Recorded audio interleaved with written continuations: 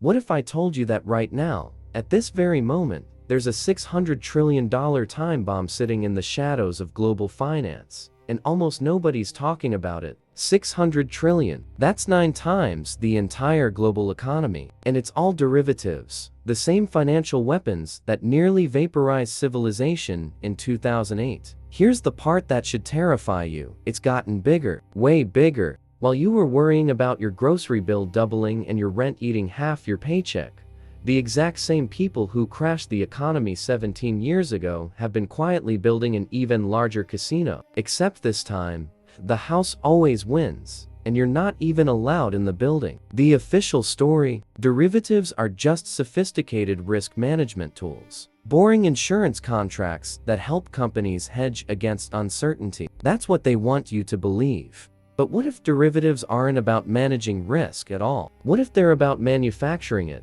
concentrating it, and then weaponizing it for the greatest wealth transfer in human history? Before we go deeper, drop a comment below. Where are you watching from? And if you want the unfiltered truth about how money really works, about the mechanisms they don't teach in schools or show on mainstream news, hit that subscribe button right now. Because what you're about to learn, they really don't want you to know. Let's pull back the curtain. To understand the derivative bomb, we need to go back to the 1990s. This is when everything changed. This is when Wall Street stopped being about investing in real companies and started being about betting on bets on bets. In 1994, a young team at JP Morgan invented something called a credit default swap. The pitch was simple and elegant.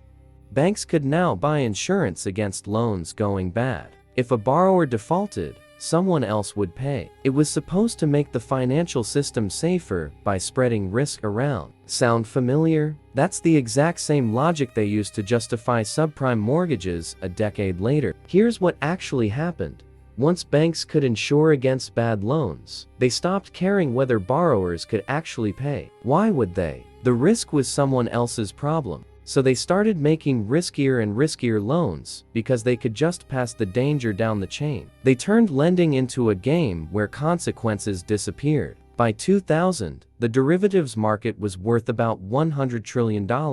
Massive, right? But here's where it gets wild. Nobody really knew who owed what to whom. These contracts were traded over the counter, in the shadows, with no central clearinghouse, no transparency, no regulation. It was a handshake market for instruments worth more than the entire planet's annual output. Sound familiar? Today's derivative market operates the exact same way, just with fancier computers and bigger numbers. Then came 2008. Lehman Brothers collapsed under the weight of its derivative positions. IG, one of the world's largest insurance companies, was about to implode because it had sold credit default swaps it couldn't possibly honor. The entire global financial system was hours away from a complete meltdown. Cash machines were going to stop working. Paychecks were going to bounce. Civilization itself was on the brink. The Federal Reserve and Treasury Department stepped in with the biggest bailout in history. They printed trillions of dollars out of thin air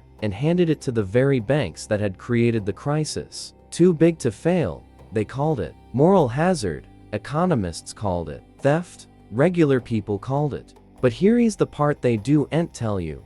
The bailout wasn't designed to fix the system. It was designed to preserve it. The derivative market didn't shrink after 2008. It didn't get regulated. It didn't get dismantled. It metastasized. Sound familiar? Because right now, in 2025, we're living in the exact same system, only it's pumped up on even more leverage, more complexity, and more concentrated risk. After the financial crisis, Congress passed the Dodd-Frank Act. Thousands of pages of new regulations, supposedly designed to prevent another meltdown. The big promise was that derivatives would move to centralized clearinghouses where regulators could see what was happening. Transparency, they said. Accountability, they promised. Guess what actually happened? The derivative market grew from around $600 trillion in 2008 to over $600 trillion today, with some estimates putting it closer to 1 quadrillion when you count all the notional values. And most of it, still traded in the shadows, still interconnected, still capable of bringing down the entire system in a matter of hours. The players are the same: JP Morgan Chase, Goldman Sachs, Citigroup, Bank of America, Deutsche Bank. These 5 institutions control the overwhelming majority of derivative positions in the world. They are counterparties to each other in an impossibly tangled web, where one failure could trigger a cascade that would make 2008 look like a practice run. And here's the really sinister part: they know it. Central bankers know it. Finance ministers know it. They've run the simulations. They've seen the stress tests. They know the system is fundamentally unstable. And they've done nothing to change it because the current arrangement is incredibly profitable for a very small number of people at the very top. You're watching inflation destroy your purchasing power. You're seeing asset prices skyrocket while wages stagnate. You're feeling like the game is rigged. That's because it is. And derivatives are the hidden mechanism that makes the rigging possible. Now, here's where the story takes a darker turn. Because derivatives didn't just accidentally evolve into a threat. They were deliberately engineered to be opaque, complex, and unregulable. And there's one person who made sure it would stay that way. Her name was Brooksley Born. In 1998, Born was the head of the Commodity Futures Trading Commission. She saw the derivative market exploding and recognized the danger immediately. She proposed that derivatives should be regulated like any other financial instrument, with transparency requirements and capital reserves. Common sense stuff. Basic safeguards. The response from the financial elite was swift and brutal. Alan Greenspan, then chairman of the Federal Reserve, opposed her. Robert Rubin, Treasury Secretary and former co-chairman of Goldman Sachs, opposed her. Larry Summers, Deputy Treasury Secretary, opposed her. Arthur Levitt, head of the SEC, opposed her. These weren't just disagreements. They actively worked to destroy her proposal and discredit her warnings. They told Congress that regulating derivatives would stifle innovation and harm the economy. They used their influence to strip her agency of power. Within a year, Congress passed legislation that explicitly prevented any federal agency from regulating derivatives. Brooksley Born was silenced. The derivative market was given a free pass to grow without limits or oversight. And less than a decade later, her warnings proved catastrophically correct. But here is the question nobody asks: why did the most powerful economic officials in America fight so hard to keep derivatives unregulated? What did they know that they weren't saying? The answer is both simple and terrifying. They understood that derivatives weren't really about managing risk. They were about creating a parallel financial system where the normal rules didn't apply. A system where profits could be privatized and losses could be socialized. A system where a small group of institutions could extract wealth from the real economy without producing anything of value. And the person who benefited most from keeping that system alive? You won't believe the name.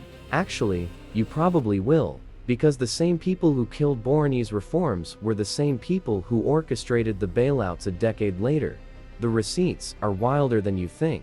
Let me break down exactly how this derivative casino actually works, because understanding the mechanics is crucial to seeing the scam. A derivative is a financial contract whose value is derived from an underlying asset. That could be a stock, a bond, a commodity, a currency, or even another derivative. The most common types are futures, options, swaps, and the infamous credit default swaps. Here's the key insight: derivatives allow you to make massive bets without putting up much money. It's called leverage. You might control $100 million worth of exposure with only $1 million of actual capital. That's a 100-to-1 leverage ratio. When things go well, your profits are astronomical. When things go badly, you're wiped out. Now imagine thousands of institutions all doing this simultaneously, all interconnected, all counterparties to each other's bets. One domino falls, and the whole tower comes down. Let's use a real example. In 2008, IG sold credit default swaps worth about $440 billion. These were essentially insurance policies on mortgage-backed securities. IG collected premiums and in exchange promised to pay out if those securities went bad. The problem? IG only had about $100 billion in actual assets. They were exposed to $440 billion in potential losses, with nowhere near enough capital to cover it. When the housing market collapsed, IG faced immediate bankruptcy. The Federal Reserve had to inject $85 billion just to keep them alive, a number that eventually grew to $182 billion. But here's the truly insane part. IG's counterparties, the banks who had bought those credit default swaps, got paid in full. 100%. Not 50 cents on the dollar. Not a negotiated settlement. Full payment. Funded by taxpayer money. Goldman Sachs alone received $12.9 billion from the IG bailout. Societe Generale got $11.9 billion. Deutsche Bank got $11.8 billion. These banks had made bad bets, but instead of taking losses like any normal business would, they got rescued. The taxpayer covered their losses while they kept their bonuses. This is the core function of the derivative system. Private profits, public losses. It's not a bug, it's a feature. Now, let's talk about synthetic derivatives, because this is where things get truly parasitic. A synthetic derivative is a bet on a bet. You're not even dealing with real assets anymore. You're creating fictional exposure out of thin air. Here's how it worked in the mid-2000s. Banks would bundle mortgages into mortgage-backed securities. Then they'd slice those securities into tranches, layers of risk. The top tranches were rated AAA, supposedly as safe as treasury bonds. The bottom tranches were junk, high risk, but high return. So far, that's just regular securitization. But then they created synthetic CDOs, collateralized debt obligations made entirely of credit default swaps referencing other CDOs. No actual mortgages, just bets on bets on bets. And the rating agencies, paid by the banks creating these instruments, slap AAA ratings on them. One single mortgage could be referenced by dozens of synthetic derivatives. So when that mortgage defaulted, it didn't just affect the original lender.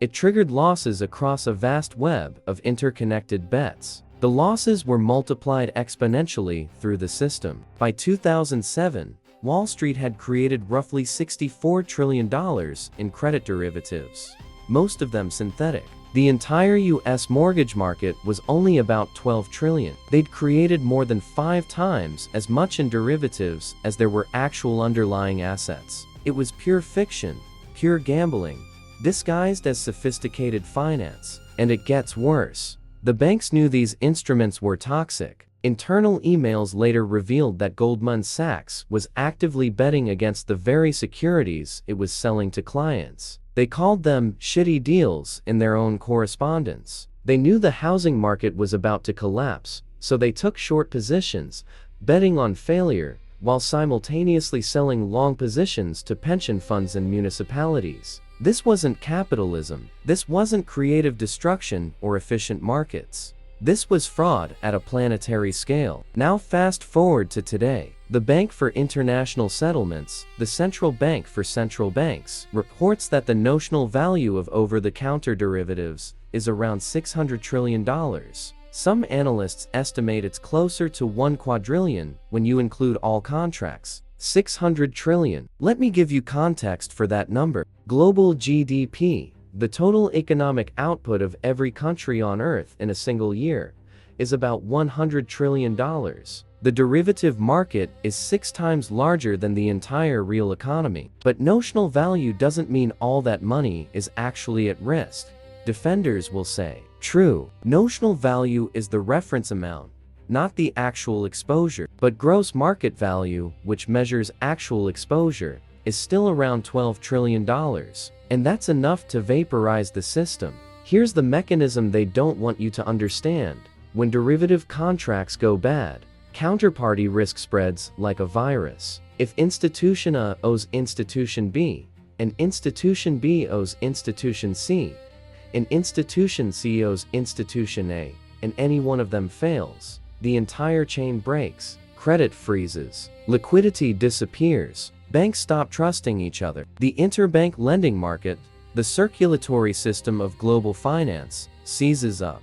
That's what happened in September 2008. Lehman Brothers failed on September 15th. Within 48 hours, the commercial paper market, where corporations get short-term funding to meet payroll and basic operations, essentially stopped functioning. Money market funds, supposedly the safest investments, started breaking the buck, losing value. The entire system was in cardiac arrest. The Federal Reserve responded with something called quantitative easing. They printed $4.5 trillion and pumped it into the banking system. The European Central Bank printed trillions more. The Bank of Japan, same thing. Central banks around the world coordinated the largest monetary expansion in history. And it worked, kind of. It prevented immediate collapse, but it didn't fix anything. It just inflated another bubble. All that newly created money had to go somewhere. It went into stocks, real estate, and yes, more derivatives. Today, the derivative market is more concentrated than ever. 5 banks control 95% of derivative positions in the United States. JP Morgan Chase alone holds derivatives with a notional value of over $54 trillion. That's more than twice the entire US economy. One bank. Think about the moral hazard. These banks know they're too big to fail. They know that if their bets go bad, the government will bail them out again. So what's their incentive to be cautious? There is none. They have every incentive to take bigger and bigger risks because they keep the profits and pass on the losses. This is engineered parasitism. The system is designed to extract wealth from productive economy and transfer it to financial intermediaries who create nothing, build nothing, and provide no real value. They're middlemen charging rent on made-up contracts. And the regulators? They're captured. Former Goldman Sachs executives run Treasury. Former Citigroup executives run the National Economic Council. The revolving door between Wall Street and Washington ensures that the people writing the rules are the same people who benefit from weak rules. Dodd-Frank was supposed to fix this. The Volcker Rule was supposed to ban proprietary trading, preventing banks from gambling with depositor funds, but the banks lobbied intensely, and the final regulations were riddled with loopholes. Banks can still trade derivatives under the excuse of hedging. They can still take massive risks. Nothing fundamental changed. In 2018, Congress rolled back significant portions of Dodd-Frank, reducing oversight on all but the very largest banks. The system got less safe, not more. So here, we are in 2025.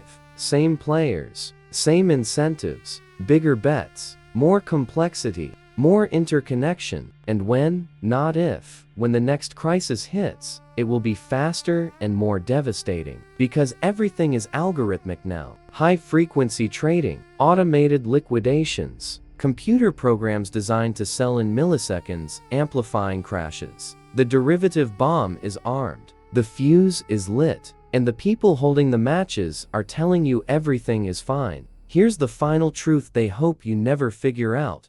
The system isn't broken. It's working exactly as designed. Derivatives aren't a flaw in modern finance. They're the feature that enables the greatest wealth extraction mechanism ever invented. Every time the system fails, the elites get richer. They short the market before the crash. They buy distressed assets at pennies on the dollar. They get bailouts that preserve their positions while ordinary people lose jobs, homes, and savings. Then they rebuild the same fragile structure and do it all over again. 2008 was a dress rehearsal. The next collapse will be instantaneous and catastrophic. We've globalized the casino. A crisis starting in one country can bring down banks on the other side of the planet in hours. And with 600 trillion in derivatives sloshing around, the systemic risk is beyond anything we've ever faced. The philosophical lesson here is about denial. We live in a civilization built on borrowed time and borrowed money. We've convinced ourselves that we can engineer away risk,